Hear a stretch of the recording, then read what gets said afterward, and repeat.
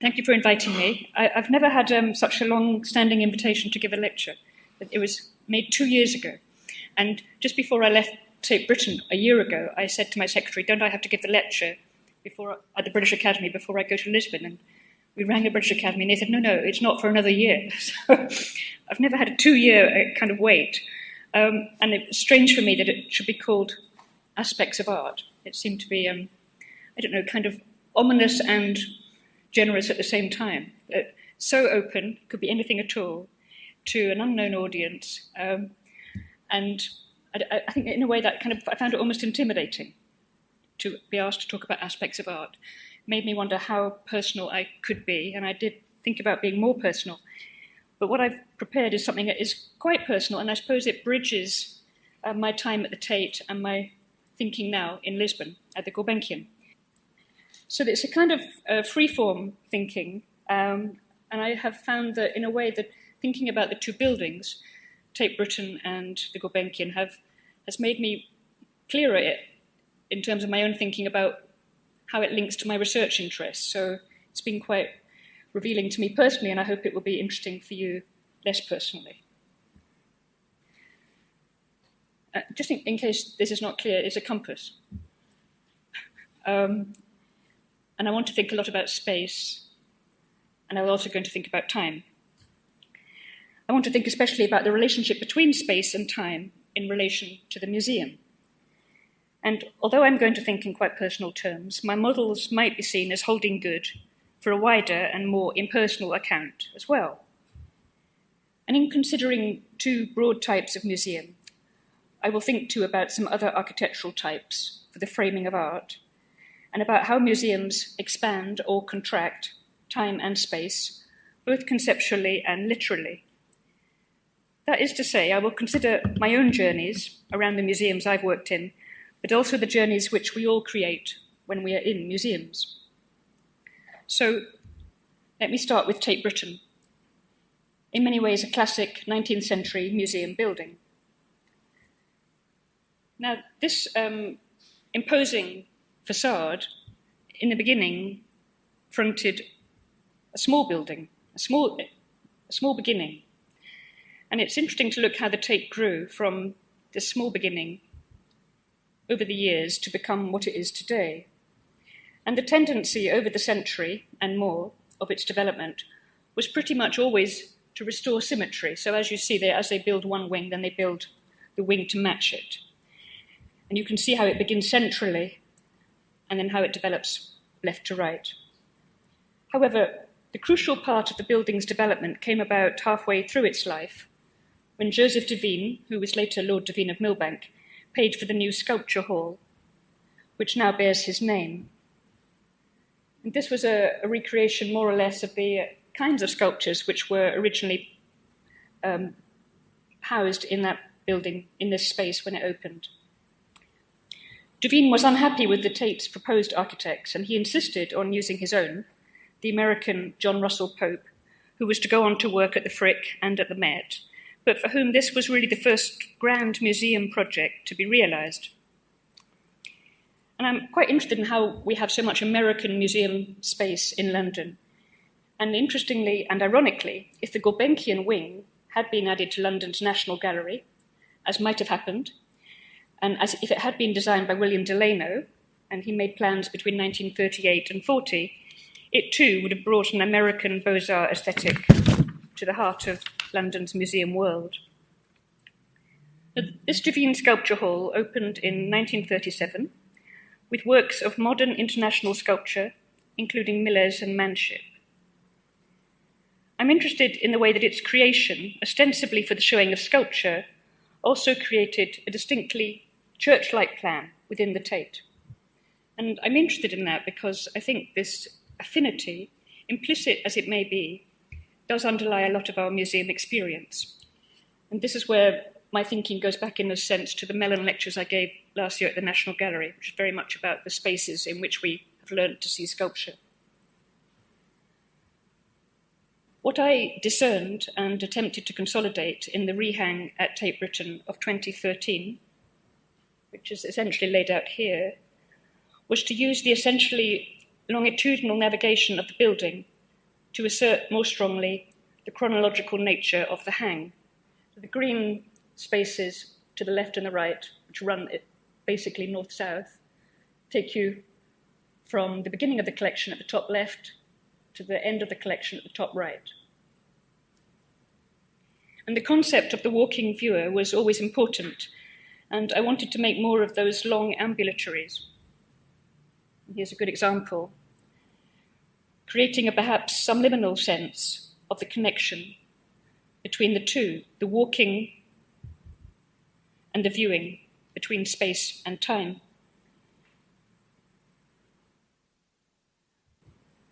We hear quite a lot nowadays as art historians about embodied viewing, and this is perhaps an example of that at its most basic and real. And it was also an attempt to be clear-eyed about what people do in a big museum. They want to get round it. They want to see it. And the Tate's architecture is perfectly suited to combining a natural urge to walk with making the journey through its collection. The change in emphasis was to do this on this occasion more deliberately, more consistently, and more or less rigorously.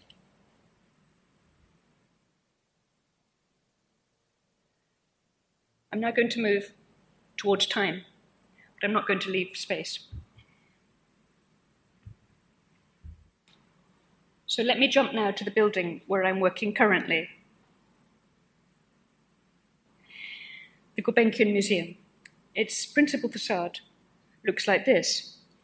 It opened in 1969, and it was the work of three young Portuguese architects, Datuguia, Pessoa, and Cid. And its plan is the following. As you can see, it's fundamentally different from the Tate, and interesting in a different way. It is not just another variant of a museum plan, but perhaps something like the direct opposite of the Tate. There is no verticality here and no linearity. Its routes of navigation are essentially serpentine, curvaceous, and meandering, and therefore, I think, in a way, personal. And this is even despite a quite rigorous departmental organization of the collection, which had been private and has now been made into a museum, eradicating almost all traces of the private collection. The Tate building and the Gulbenkian building are very much of their time, one late Victorian, one post-war. They are typical, but I think good examples of ways of viewing and being. And in their very different ways, they embody culturally appropriate ways of thinking about the experience of art. The Tate has often been described in terms of the temple, but much less often described in terms of the church. I thought I'd bring in another little touch of Lisbon here. This is the cathedral in Lisbon. Or more specifically, ecclesiastical architecture. Perhaps it is easier for us to think about temples, foreign as they are, than churches. But more importantly than its look or its elevation, which is temple-like indeed rather than cathedral-like, the Tate most clearly matches a cathedral in terms of its ground plan. With that central nave, the aisles and the chapels. And just as we never know quite how best to circumnavigate a cathedral, so the Tate also offers those conflicting options, whether to go up the aisle and down the nave, or up the nave and down the aisle. But the nave usually wins. In any case, this thinking, this strong, straight, linear pull, lay behind the thinking of the rehang. So there's just one example of this, the idea of the walk through the gallery. I would suggest that, by contrast, the Gulbenkian building is rooted in a very different and much more domestic plan, as exemplified by Mies van der Rohe, and especially by his courthouses. And I could give many examples, but here is one from the mid-1930s. The balance here between the interior and the exterior is equally important. And as at the Gulbenkian, the inner courts offer refreshment and pauses, especially important when that vocabulary is transferred to the museum. The physicality of the museum building is very different from that of the Tate. Its horizontality, at a scale which is interestingly between the public and the private, with a height of only a little over 3 meters. So even if these plans emerged out of the pictorial compositions made by de-style painters, by the post-war years, they are clearly rooted in a Misesian architectural vocabulary. We might know this best today from the Barcelona Pavilion, which you see here. But in the 1960s, this building no longer existed. It would be 30 years or so before it would be reconstructed. And its latter-day fame was only nascent at this point. So an alternative comparison, also by Mies van der Rohe, would be his Neue National Gallery in Berlin, exactly contemporary with the Gulbenkian. So here you see the Mies building at the top and the Gulbenkian, the lower level. A comparison of their overground stroke underground solutions, they both have huge underground areas, is perhaps relevant, as is the compelling treatment of the glass facade, which is like a gigantic screen, especially effective at night time, not so effective in the full sun. Nonetheless, the permanent galleries of the museum are much less concerned with the spectacular exterior image and much more concerned with the interior journey. And to return to the personal, the work that I've done on the Barcelona Pavilion in terms of my own studies inevitably informs the way that I think about the inner circulation of the Gulbenkian. So if we look at the Barcelona Pavilion, there's no obvious way to go round it, and one can make a number of different choices. More than here, but this gives you a sense of how one doesn't really know where the end might be. And similarly, I think, in the Gulbenkian, there are 3 ways in, and every room offers you various choices. It's essentially meandering.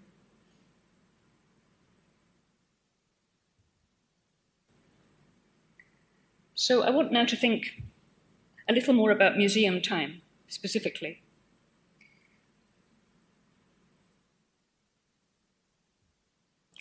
The Tate's British collection covers nearly 500 years. They've been advertising 500 years of British art for a long time, but they still don't actually have 500 years of British art, but nearly. They will in 2040. So to show the collection chronologically was hardly unusual. What was different was, firstly, to show it strictly chronologically, and secondly, to use the architecture of the building to create and assert that chronology. The galleries making up the enfilades had tended in the past to be treated individually, whereas the new arrangement asserted their connectivity, as enfilades do. Each room gives on to the next and connects with the last. And the view down the line keeps you moving on. And the galleries could therefore shed names or unmemorable numbers and instead be marked by their thresholds, each one a step forward or back.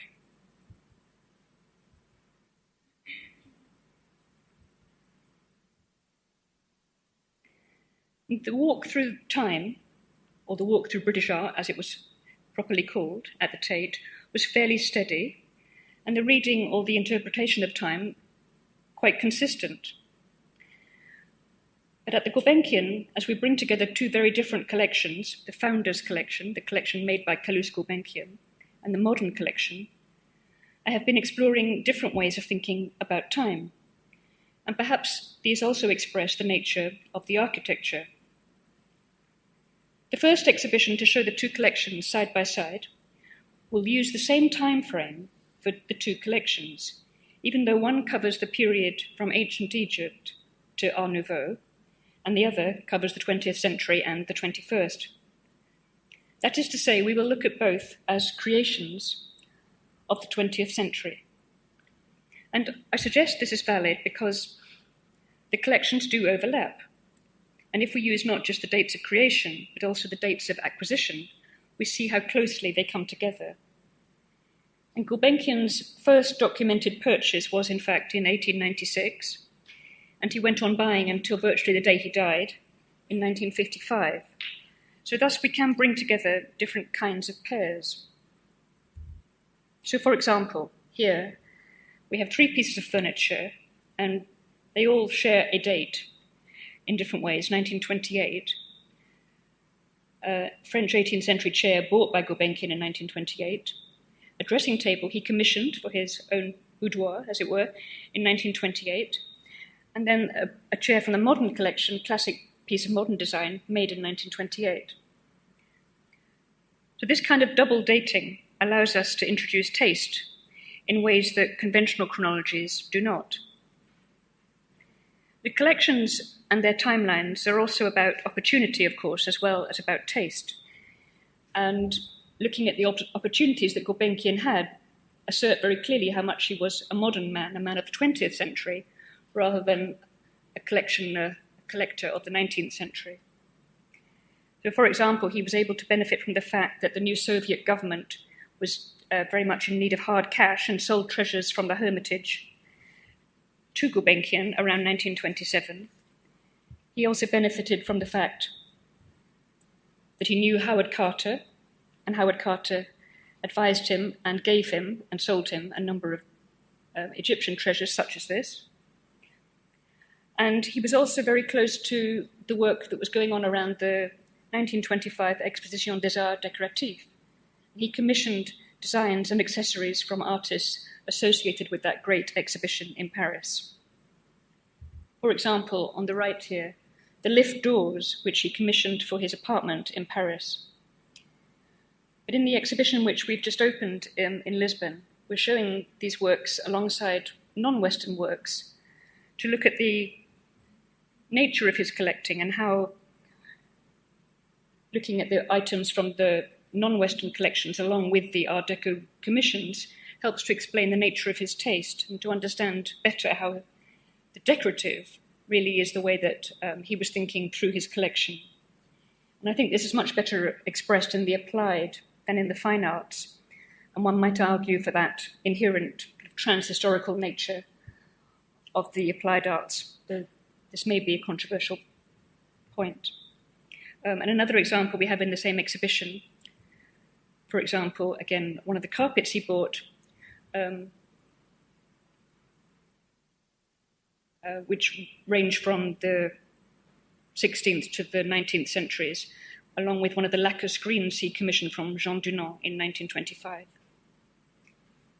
And this elasticity of time is expressed for us in the exhibition graphic, which was designed to convey the true meaning of contemporary as being of the same time as or in time with.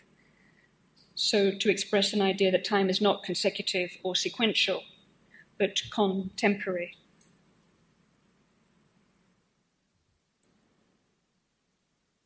I found all these different clocks. I didn't make them up. They're all by different contemporary artists, but I won't go into that now because it would be to divert you. But I'm going to look here, as you might see, at time and space together. I spoke earlier about the ecclesiastical nature of the Divine Gallery. It may lack the east window, but its nave certainly leads one up to the end, even if one has a disappointing arrival. This was always something that bothered me at the Tate, about the way that one got to the end and what one found at the end. But that strong linear pull through the building from its entrance to its end is most familiar to Western viewers from the cathedral. And the fact that it seems almost to demand that one walk directly up to the end has been explored implicitly or explicitly by the artists who have worked in this space. And perhaps of all of them, Martin Creed's Runner expressed that physical pull most strongly and most directly. The Divine Gallery has an interesting close contemporary in London, a kind of brother or sister, and one that I think is often overlooked. It's the Elgin Marble Gallery at the British Museum. It's designed by the same architect, it's paid for by the same patron, and it opened only 2 years later. It had a very protracted inauguration, which meant that it's quite hard to exactly say when it opened, but it first opened in 1939. And I think this gallery gives us an interesting twist, almost literal, on the Tate's Divine Gallery. It, of course, does something very different in housing a fixed set of sculptures on permanent display.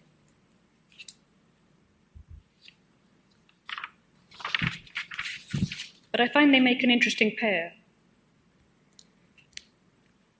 Once the Divine Gallery in the British Museum had opened, it was closed almost immediately because of the war, and it was only opened after extensive restoration following war damage. The Tate's Divine Gallery was also damaged during the war, and that was indeed the point of departure for Simon Starling's exhibition, which was entitled Phantom Ride, which he showed there in 2013. So what he's doing here, and I'm showing you just 3 short clips from the film, is to put together an accumulation of temporary projects, including mostly works from the Tate collection which were brought back from the store to be put back exactly where they had been, as well as some of the short-term visitors like Patrick Keeler or the project by Richard Deacon.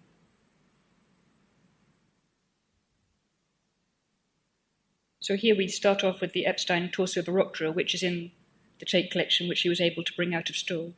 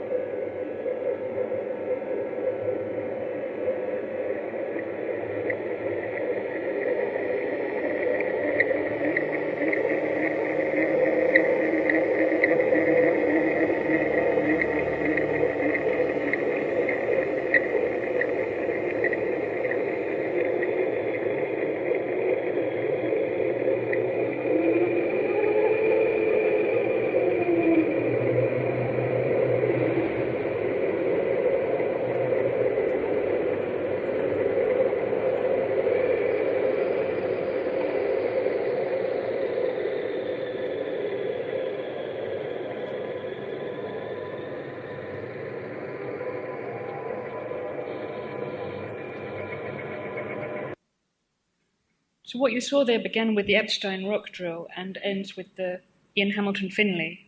And you may have discerned that one of the threads lying through the project is the representation of violence in art. I think there are 2 subjects running through here. One is the idea of the memory of the space, and the other is the violence of the representation. And interestingly, a number of projects, both in the Divine Galleries and the Tate, but also in the Turbine Hall, have looked at the idea of the safe haven, the art gallery, as the target in different ways. The way that Paul Noble looked at the prison, or that Philida Barlow and Dominic Gonzalez Foerster, for example, looked at the idea of the flood. How sculptures become the only survivors of the art gallery under attack. So such thinking, such approaches to the idea of the simultaneous quality of objects that have been in one space have marked Starling's works in recent years, and this is only one example. And they've also been a feature of recent projects by other artists too, and I think that Dominic Gonzalez Foerster and her project at Munster, in the sculpture project there, in which she made miniature models of all the sculptures that had been shown there over the previous 3 decades, is another example of that kind of ghostly reappearance. And this is a kind of literal collapsing of time and space. And it might be seen as a hallmark of contemporary art. But in thinking about this notion, this way of thinking, I realize it has a precedent, and one which resonates interestingly with the Divine spaces, and the Divine spaces taken together both at the Tate and at the British Museum, as repositories, one of memory and the other of artifacts. This kind of amalgamation or collapsing of time and space also happens, but perhaps in the opposite way, in the cast courts of European museums. And perhaps the V&A cast courts are the best known example. given their unusually non-national focus. They were opened in 1873, and they largely house casts made in the 1850s and 60s, interestingly commissioned by the museum as a result of the agreement for the promotion of universal reproduction of works of art, which was signed very rapidly over a few days by 15 European courts in 1867. And they were also informed by the curator Robinson's tours of Italy and Spain. And the reciprocal results of that convention, as well as commercial purchases, mainly made from Italian companies who had settled in London, mean that these rooms contain life-size material from across Europe and beyond. The frieze around it suggests a range all the way from A to Z, from Ahmedabad to Zurich, and from across 1,000 years and more, from Trajan's column of 113 AD to Thorvaldsen. But the uniformity of the medium, plaster, is strangely successful in promoting the convergence of time and place rather than divergence. And one might indeed say that a new continuum is successfully proposed in South Kensington, with a new reality, like Simon Starling's new reality, which is as compelling as that of the many individually dispersed geographical sites of origin. But perhaps more immediately telling here than the cast court is the single sculpture museum, where the plaster cast allows for sculptures which were commissioned for different places and at different times to all be together in one place at the same time. It's obvious, but somehow it seems to need retelling. The cast court is a deeply traditional convention, but one which is oddly contemporary in its virtuality. And these copies have a strange reality, somewhere between the two-dimensional and the three-dimensional, between the object and the image, and between the reality and the reproduction. They have become substitutes which may effectively stand in for lost originals. The cast court reflects the working life of sculpture and those contradictions, the fact that it is commissioned, monumental, exterior. And it reminds us too of sculpture's inherent plurality, at the very same time as it speaks of its essential immobility. Bourdel's plasters, which you see here, stand in for commissions in his home city, his home country, and elsewhere, as far away as Argentina. This was the cast court erected in 1961 for Bourdel's original plasters. But perhaps the original example here is Canova's Gypsoteca in Pozzagno. And you see here, I think also in the Bourdel example, but perhaps more clearly in Pozzagno, the basilica form. The basilica form is very typical of the cast collection of the individual sculptor and its layout. In Paris, in the Bourdel Museum, the dying centaur occupies the apse.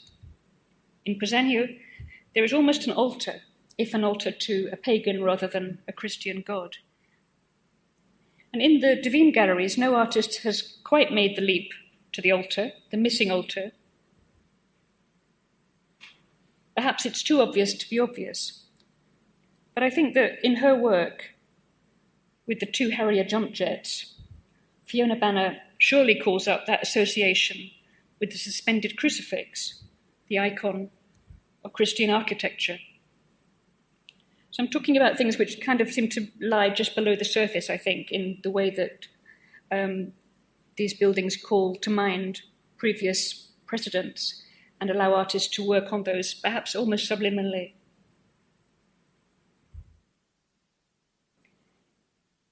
It's another brief pause. This is the revolutionary clock. It only has 10 hours. So,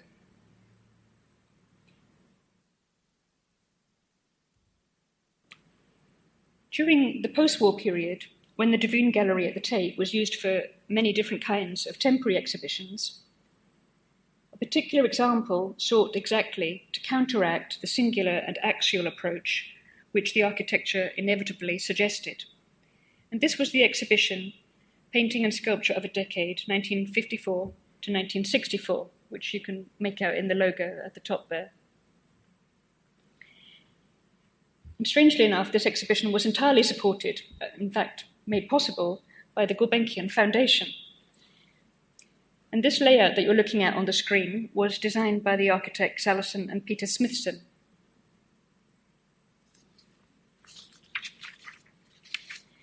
It represented in its architecture very contemporary thinking about the relationship between time and space, and movement and perception.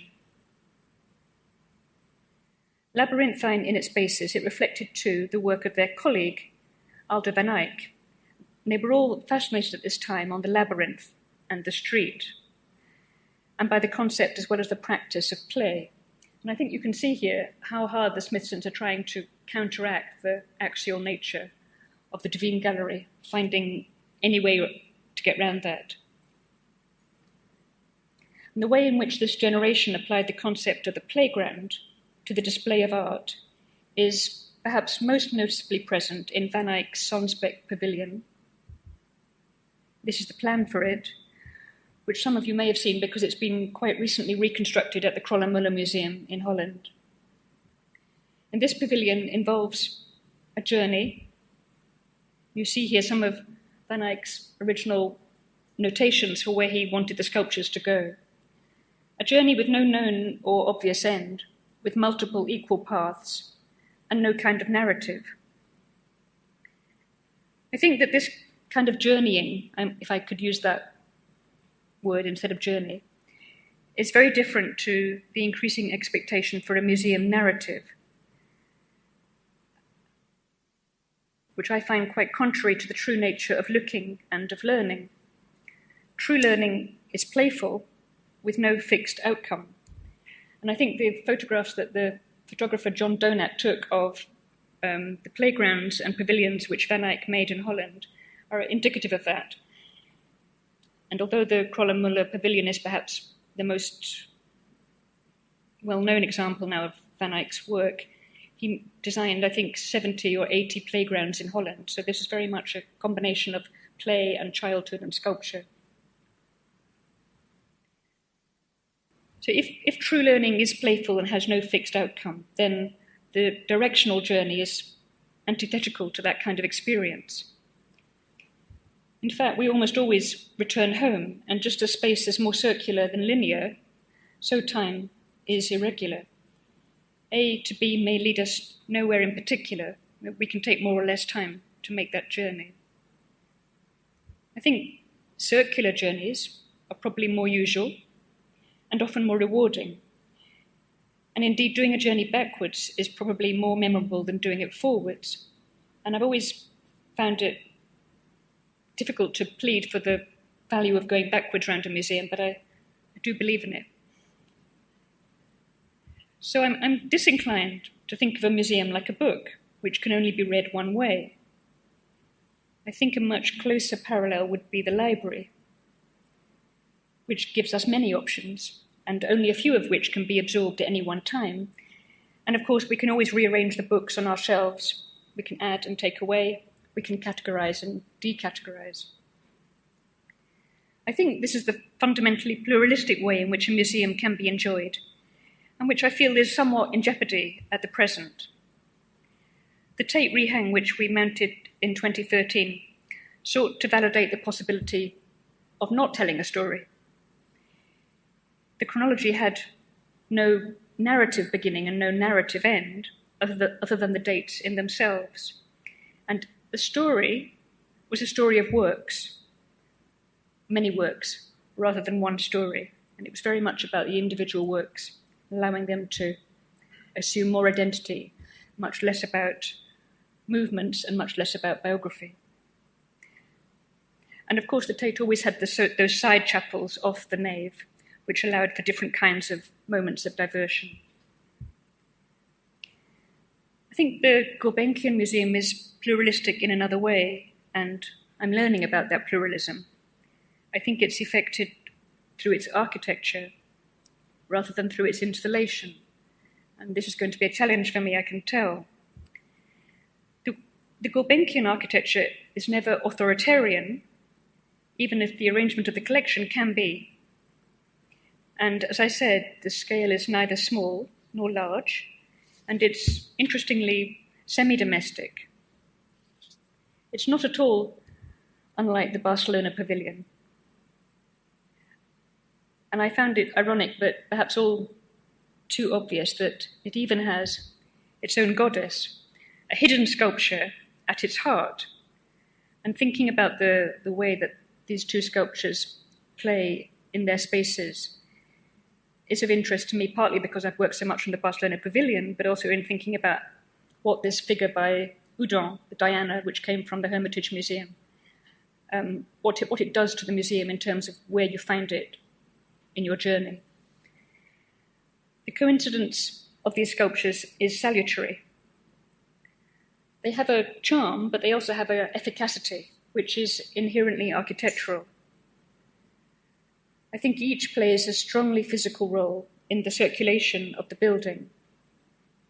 And in thinking this through, the challenge for the curator, that's me, becomes clearer, because these sculptures are not merely works of art on exhibition, but really fixed parts of the building's mode d'emploi. The Gulbenkian Museum's interior installations were informed by Franco Albini and the whole Italian school, which had stemmed from Carlo Scarpa. And it depends, therefore, on fixity. It is, in this sense, very different from the Tate model, which has, in fact, despite its apparent grandeur, given way to countless restagings, and I've just showed you some in this presentation. So I asked myself, dare one move this goddess from her apparently divine position? And maybe that question comes down to mobility, the journey around the museum, and ultimately, who moves, the art or the viewer? Thank you.